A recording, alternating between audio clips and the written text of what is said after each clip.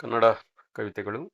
ಅದೆಷ್ಟು ವರ್ಷದ ಕಾಯುವಿಕೆ, ಅದೆಷ್ಟು ಕ್ಷಣ, ದಿನವಾರ, ತಿಂಗಳು, ವರ್ಷಗಳ ನಿರೀಕ್ಷೆ.